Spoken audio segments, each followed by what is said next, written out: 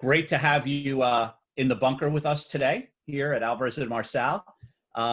You've met Tony, who's I think in Paris in his home. I'm in my home in Long Island, outside of New York City, and you don't seem to be in a bunker. You seem to be at a soccer field or football field somewhere outside of London. Yeah, I'm at Tottenham Hotspur Stadium here, all by myself in North London. I'm just watching the guys on the pitch play. I wish I was there. That's my team. I am a fanatic fan for the Spurs. Most people think that's the San Antonio Spurs, but it's not. For those of us in football, we are big fans of the Tottenham Hotspurs. I don't know. Have you been to the stadium, Tony? I have been to the stadium. How does one living in the U.S. become a Tottenham Hotspur fan? Because usually it's Arsenal or Manchester or Chelsea. Yes, that's I don't want to take the entire time we have together, but put it to make it real brief. Was interested in going to a football match. Friends of mine from CAA set up the opportunity for me to do that. My wife and I jumped in a car to go up to the match, and we're told that we had to be nicely dressed for it that day. We didn't know why. And lo and behold, when we arrived, we were escorted in to sit with the management team and the directors for the pregame lunch, and then proceeded to enjoy all the festivities around football. And towards the end, I said, how does someone become a fan of a certain team? And to your point, they said, well, you either grow up in a certain area. So if you're from South London, you might be a Crystal Palace fan. Or if you're from Manchester, you're going to choose one of those. Or your family is just dyed in the wool that team, and then you kind of almost inherit it. Yeah. But here's the key.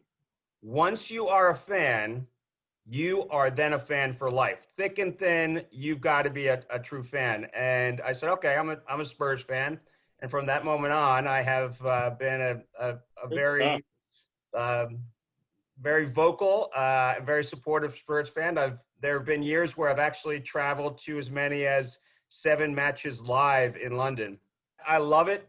I love making a weekend of it, and I have a signed jersey on my wall in my office. Oh, fantastic! So I get to see it every single day. So all right, well, listen, let's just for everyone's benefit, Tony and I have been doing this series, as you know. I know you're just as rabid as you are for football. You are also as rabid for our In the Bunker series. So we appreciate having you as one of our fans. I know you're bred through and through. But, what we've been doing, and it started really with the beginning of lockdown and the pandemic, we're coming together to talk about things relative to our respective practices in the firm, kind of globally. And we decided, months ago to start inviting other people in and share their experiences and how they've been operating, both personally and professionally during these very unique times. We thought you would be great to have as the global head of equities at Nasdaq here in New York City. We know you spend a significant amount of time on the road, and I believe you've even traveled during somewhat of the pandemic. I know you've spent a lot of time in Asia, so may have a little bit of a unique perspective on COVID and how we're handling it here in the U.S. versus what they were doing in Asia.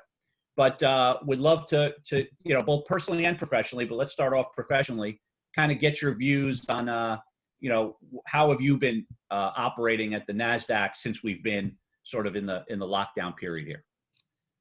Well, I'd say that we were really quick to make determinations that we needed to move to a remote environment. And we had a very robust BCP plan, Paul, where, as you would expect from the first all electronic market in the world, that we would be able to run our markets and to do our business remotely. And so we, literally in the middle of March, we had sent pretty much everybody home.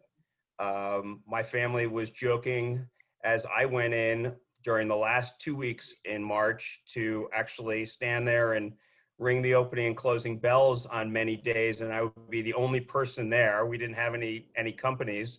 I was the designated lone survivor, as my family had dubbed me. And then we pivoted to a fully electronic environment even for that. One of the things that we'd been working on for quite a while at Nasdaq was an app to allow for some real engagement by our clients once they came into our space to celebrate an IPO or a milestone.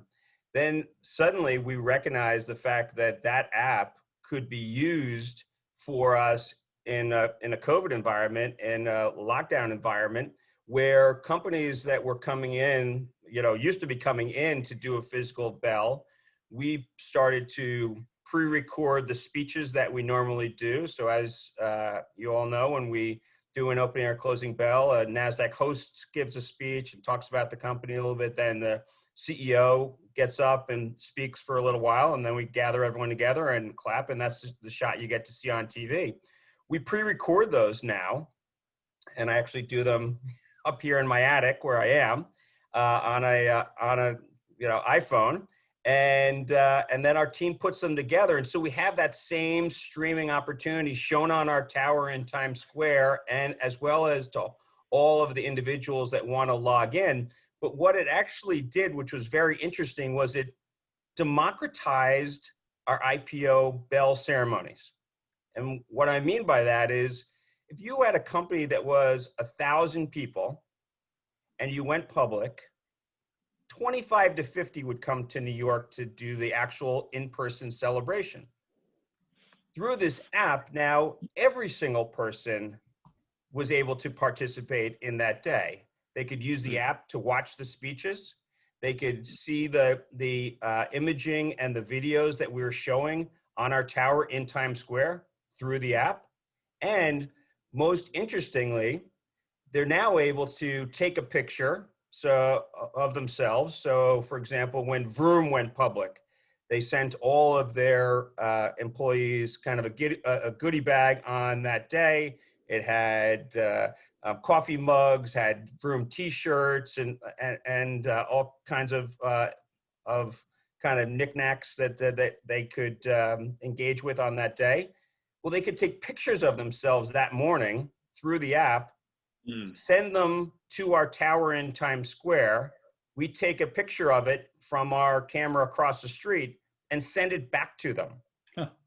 So they really feel like they were part of that celebration. So instead of having 25 or 50 people in Times Square exclusively being able to participate in that day, it really brought everyone in the entire company in to be a real active participant in the celebration of the company's, IPO trading.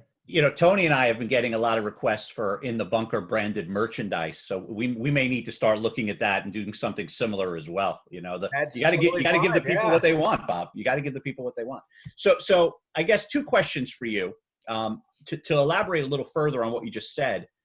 This app now and what you've been doing as far as democratizing the listings on the NASDAQ, how do you think, once we come out of this period, what do you think that has done to change historically what people have done when they first listed on the NASDAQ? Do you think it'll be, this is the new way you're going to do it forever? Will you go fully back to the old way, or will it be a hybrid? And the second thing, but before I let you, the second thing I'd like to hear after that is maybe go back and talk a little bit about, what your main role was at the NASDAQ and the time you've spent in Asia, and how, if at all, that impacted how the reaction to NASDAQ in New York was impacted. As far as, did you feel you were a little bit ahead of the curve having the detailed knowledge coming out of Asia? Those are two things I think would be very interesting for everyone to hear about. Thanks. Well, I definitely think, Paul, that it'll be a hybrid. I mean, I think we've all heard about this idea that COVID has spread up technologies and different types of engagements and different type of thought processes that we knew were all coming, but were going to be a little slower, and that have the 5 years has turned into 6 months. And I don't think that it will take away from the physical opportunity that we want to have when with people coming in and ringing our bell in Times Square and having that be memorialized and sent out over the networks on that morning. But I do think that the app now allows us, as I said, to engage a lot more of a particular company. And so I definitely think it will be something that we will use going forward. It's not going to be going back to the old ways. We certainly have found that companies have really embraced this opportunity to have more of their employees participate in those kind of events. When it comes to what I learned from all my travels and what that brings to Nasdaq and today's environment, I would say I usually spend anywhere from 10 to 12 weeks in Asia, mostly in China every year. I'll spend another 4 weeks probably in Latin America, mostly in Brazil. And besides going to North London to make sure I can see my Spurs, that's a lot of times on the road. There certainly were very different approaches that our two countries took in terms of how they approached the pandemic. And I think obviously it goes to the ability to do certain things in one country versus the other, and the different approaches that the government took. And I don't think that's really for all of us to spend all of our time talking about here. But I definitely think that what it allowed me to see was the fact that very aggressive participation by a government, was very positive and yielded, tremendous benefits in a country that has, 4 times the amount of people that we have. And they were able to recover a lot more quickly as they went through a very thoughtful, very, very thoughtful process on how they were going to, number one, lock down, but then to reemerge. And then even today, I was talking to one of our CEOs, of course, on WeChat last night. And he was back in Hong Kong, but he said he had gone up to his office in Shanghai and had to quarantine, coming from Hong Kong to Shanghai, quarantine for 14 days recently. And the only benefit was that when he got back to Hong Kong, he didn't have to re-quarantine in Hong Kong for another 14 days. But they had been on those either major cities. So if you went from Beijing to Shanghai, you were quarantining for 14 days. Or if you were certainly going from Hong Kong, if you could even leave from Hong Kong and go to mainland, because as you know, for a long time, they had the border shut. So the ability for us to get even back there anytime soon is going to be, I think, somewhat challenging. I asked my team on our calls, and I talk to them frequently, 2 or 3 times a week, and they don't know when it'll really be reopened for foreigners to come into China without jumping through a lot of hoops. But the amazing thing that our business has continued to be very strong. We've had over 20 IPOs from mainland China come to Nasdaq this year, including some very large ones. We have had an EV car company. We had a cloud business. We have a data center business, which is actually pricing this evening to trade tomorrow. So we've continued to have a very, very strong presence of Chinese companies who've wanted to access the U.S. markets. So tell us, Bob, how have you personally, now, because, Tony and I probably travel about as much as you did, right? And us the same. How have you personally kind of modified your work style to kind of adapt to this time? Tony and I shared our perspectives previously, and we always like to ask that, without being on the road X many hundreds of thousands of miles per year, how are you changing that, and how have you been dealing with it? Well, first and foremost, Paul, I think we see exactly what we're doing right here, which is whether it's creating a video on Zoom or Zoom calls, There was, I think my record day was 18 Zoom calls. So that's what has kept us going. Obviously, we love Zoom. We also love WebEx, part of Cisco, another Nasdaq 100 company. So there's all kinds of innovation that came out of Nasdaq companies, and Zoom was obviously a tremendous example where 53 weeks after their IPO, they went into the Nasdaq 100. So their ability to continue to grow and to move from, a company like that, Paul, in January had 20 million daily active users, and by end of March had over 300 million. Yeah, it's crazy. So their ability to scale was quite amazing.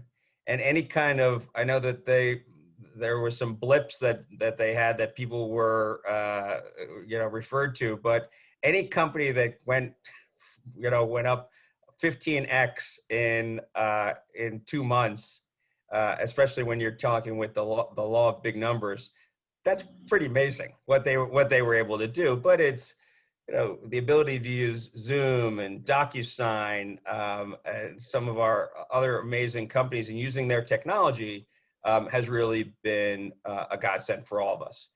I'd say secondly, what it's done for me personally is it's expanded the day. So there's kind of no time that you're off. So from 6 a.m. in the morning, where I might have calls with my colleagues in Europe to talk to them about particular IPOs or different sponsor opportunities, all the way through midnight, which is only noontime in China. There are multiple calls that are going on. Who's that now? Is that Petraeus calling? I don't know who that is. No, it says Osning, so that's the home phone, which I will say is kind of unusual, right, Paul? Because who has a home phone these days? I mean, everyone just calls on the cell phone, and so that most of them are robocalls anyway. So that's I'd say that's the one thing that has personally been a huge challenge. I'm sure I'm far from alone in that. Is that when I could really segment what I was doing a lot better and manage it, and now it's just exploded the whole day, and I'm kind of at everyone's beck and call all the time, and it's hard to say no because there have been 2 opportunities so far this summer that I was put into what I refer to as Cuomo quarantine, which I had gone out of state and come back into the state. So we went out to Utah to visit our daughter, and who lives there, and came back. And Utah, unfortunately, is on the quarantine list. So therefore, I had to be quarantined for 14 days. Not that affects my day very much, because really for the past 6 months or 6+ months, I've been here in the attic once I came home from the office, and have a great setup. And I have my phone, my office phone here, as you can hear it ringing, my office phone here, and can get everything done. And I'd say the one thing that, and I mentioned this to somebody yesterday, I'd say, I was probably, I don't know, ridiculous, crazy, not thoughtful. I don't know what word I want to attribute to myself, but for my entire career, I've been very focused on, doing things a certain way. And I know it came instilled to me by my father that, you got up, 5:30 or 6 o'clock in the morning, and you put on the suit, and you got on the train, and you went in the office, and you worked for 12 hours or so, and then you came home and you did your things at home, and then you did it again. And even when I would fly in from Brazil or from the West Coast on the red eye, I would go right into the office and work the day. I never took that as a, vacation day, or some of my colleagues even count that if they flew in as a work day and they would go home. Or I would go home and work from home for a few hours. I would go into the office. And I think what this has taught me, and I'm sure a lot of other people, is that there is an amazing ability to get a lot done, sometimes even more done, from your own home using the technology that exists today that, and I missed out on, employing that over many years because I was, had a mindset that was drilled into me that this is what I had to do and this is what you were supposed to do. And I think you asked about the things that will, remain at Nasdaq or change on the other side in terms of our IPO process and IPO bell process. I think for me, fundamentally, there's been a mindset shift that I don't have to go into the office all the time. I don't have to, as some people would say, kill myself to get off the plane and go right into the office.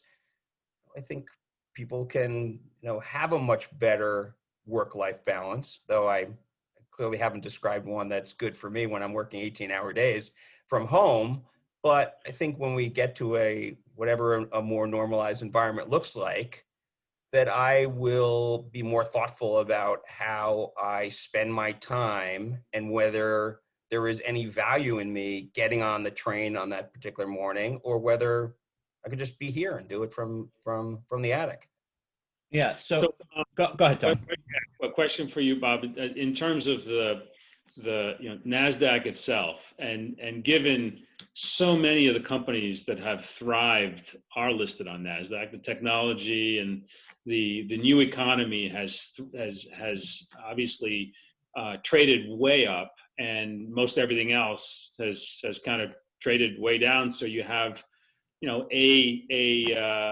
companies that are worth as much as all the companies in their industry and all over the world, right? One company, or what has surprised you in terms of certain companies that listed that have just, gone through? I'm sure you listed them, so you all have a certain hope and vision for them. But what has surprised you? Like it's so flourished. And the other way, what's taken longer where you thought, I thought that would have, really taken off and people didn't get it and later on they got it. You don't have to mention names, but just situations where, you would have thought differently, or do you get them all right? Oh, I definitely don't get them all right. You can, if you saw my my personal account, you would see that I don't get them all right by far. I'm probably the worst kind of emotional investor that there is, and I wouldn't say I'd be retired by now, but certainly would feel like I was in a much better place if I had been more thoughtful and rational about the investments. I'd say that, as you know, Tony, this is, it's all learning. Life is learning. And I think that this past 6 months has taught us tremendous lessons that we're learning while we're in it. And then when we look back, 6 months or 6 years from now, we will have learned a lot more lessons than we ever could have recognized. We're very proud at Nasdaq that we have the 5 largest companies in the U.S. capital markets and 5 of the 6 largest companies in the world that are listed on our market. And I like to say we have the most innovative, entrepreneurial, growth-oriented companies, and those that have defined the global economy over the past 25 years. And those that are coming today will be those that'll do it for the next 25 years.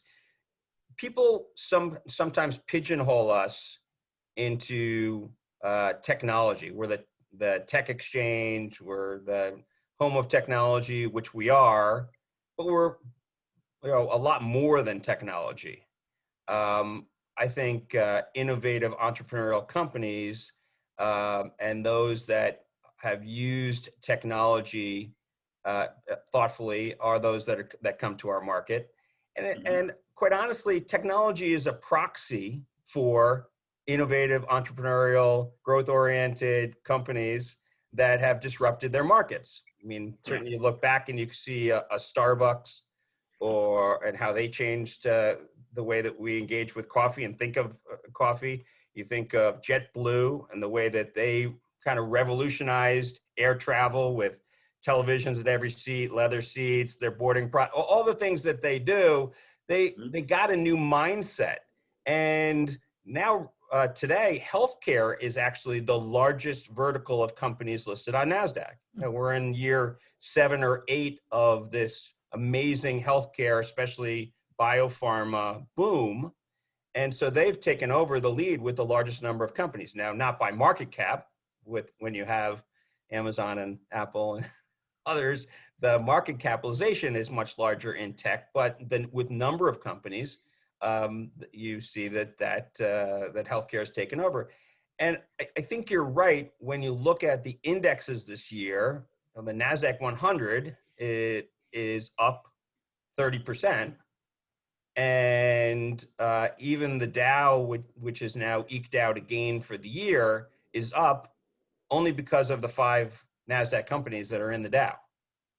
Yeah. So I think we're in a very unique place.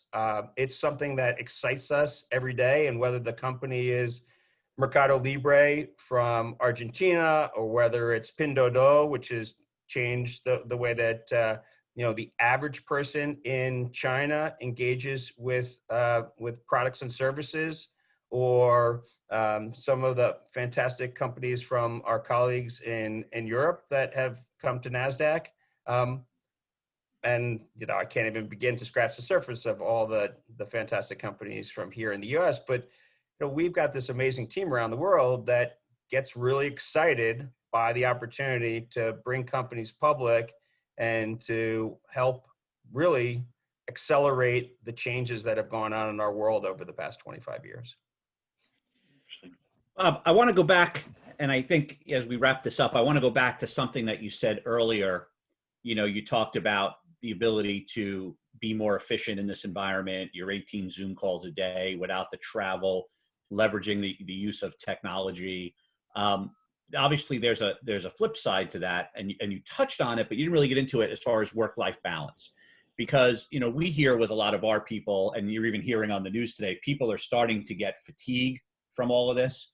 The commutes and things like that people used to have, even some of the travel did provide some natural breaks between personal and business that now, even myself, it's completely blended into one, which has a lot of benefits, as you mentioned, but there's also a downside to that.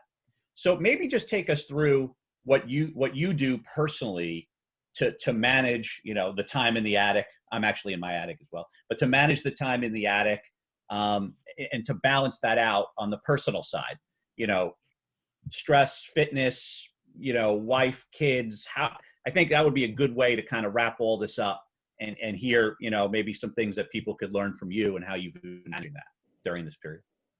Well, interestingly, Paul, we went from a place where we were on the verge of being empty nesters this fall, as our youngest was on his way to college, to having 8 people in our home, all 5 of our sons and 1 girlfriend.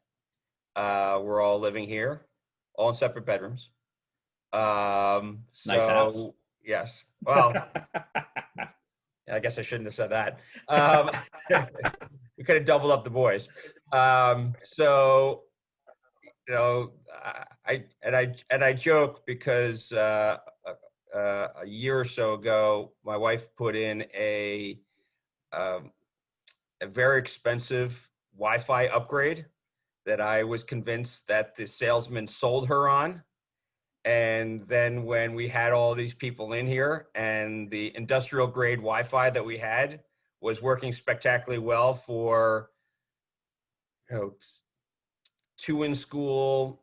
My son's girlfriend is a teacher. And then, 3 in school. 3 in school. My son's girlfriend's a teacher.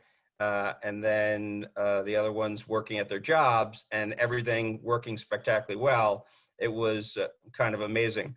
but we also created a internal chat that allowed us all to communicate as to who was going to go on the Peloton when, so that we weren't all banging into each other, and making sure that the dogs were getting walked, and then getting away, and at the end of the day, getting together and enjoying a nice glass of wine together, or having what I like, which is bourbon and Dr. Pepper.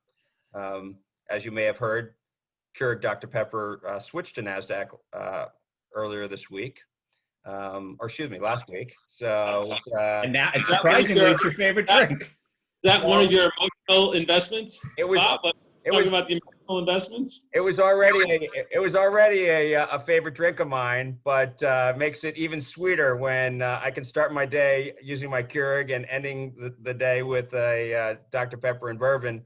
Yeah, that's one of the things that that's happened in the past few weeks for us at Nasdaq, is the fact that we have had some amazing companies switch to us from the New York Stock Exchange, including Keurig Dr. Pepper. But you're right, Paul. It's really, really hard these days to balance it. And just to make the story personal from this morning, I had just poured the milk on top of my cereal, and a lawyer called me about a particular deal that he needed to talk about. And my cereal's sitting there on the island getting soggy, and I'm standing there talking to the lawyer. And I don't know that if I was in the office, it would be any different. Maybe I would have called him right back. I would be sitting at my desk. Maybe it wouldn't have been at that time. I don't know that it would have been, but it feels different when you're in your home, and it's this constant treadmill of the work. So I'd say for me, it's been, the biggest challenge is trying to be balanced. And as you alluded to, I have these responsibilities that are global. So for me, there is no sunset on my responsibilities. So it's not easy to make sure that I can carve out enough me time. And then by the time you get to the weekends, you're almost too tired to do anything, because we're just grinding so hard all day long during the week. And as you know, the IPO market has been spectacularly busy. We've had more SPACs this year list in the U.S. capital markets than SPACs, I think, that were ever listed. Well, certainly in any particular year. We may get close to all the SPACs that are ever done throughout the history of SPACs. And as well as some amazingly large companies that have come to market. So we've continued to be very busy, and I think that the pipeline continues to be very strong, and we see that through 2021. Great. So what's the home situation now? Is it who's there, who's not? Has it lightened up a little bit? Yes, we have 3 children who are actually in Salt Lake City. So our daughter lives in Salt Lake City, attending the U, getting her master's in social work. And then 2 of our sons, one who is at Penn Law and one who is a freshman at Santa Clara, both moved out, decided after kind of an evaluation of, number one, we need to get out of the house. This has been long enough. And 2 is let's look at a lot of different places. They found an amazing place in Salt Lake City. So they're living together and taking their online classes and, enjoying being out of the house. But we're down to 1 son. We had a son, kind of a crazy story for this, representative of this year is we had a son who was living in Shenzhen, China. And our son came back on the 23rd of January. And he came back because it was Chinese New Year celebration. And that was starting on the 25th. So he flew in on the 23rd. And then, as we all know how the story played out, but he just happened to be back here. Kind of on the flip side of unfortunate for him, he continued to work remotely for them. So he was working the off hours, being up and working all night while we were sleeping, and then flip-flopping. So his life got turned really upside down by coming home. Thankfully, he was able to get all of his things out of his apartment and sent home, and he resigned in the middle of the summer and is looking for a new job here. So he's our only one home, but home for just a kind of crazy reason, because he was living there and just starting off in his career there in a very pretty amazing company, and very frustrating for him that he had to come home and that he wasn't able to continue with them. But wow, some stories. Sounds like a great ride, Bob, in this environment, and even without this environment, just the innovation and these companies coming in must be a great thrill to be in your seat and all over the world. So hats off to the work and the what Nasdaq represents for the economy and the institution that it represents. So hats off for that. And it's been great to have you in the bunker sharing your personal stories and giving people a sense of a different side of what's behind, what the institution, if you will. So appreciate that, including being a Tottenham Hotspur fan. I'm sure you're going to get a couple of comments in the bunker on that. I would hope so. Maybe I'll be able to convert some people. You're gonna connect with your brethren. They're all gonna come out of nowhere. Hey, I'm a Hotspur fan too. You're gonna have long lost souls there. Well, Tony, thank you. I appreciate you and Paul having me on today. We have a tremendous relationship between Nasdaq and A&M. Love your entire team. Certainly work with Paul regularly, but know Nick and John Shrubby and Jack McCarthy and a lot of the guys that Paul and I got a chance to catch up with recently. And thank you for your partnership. Thank you for your support of NASDAQ, and we look forward to working closely with you for hopefully decades to come. Great stuff. Thanks, Bob. Appreciate it. Good having you. Thank you.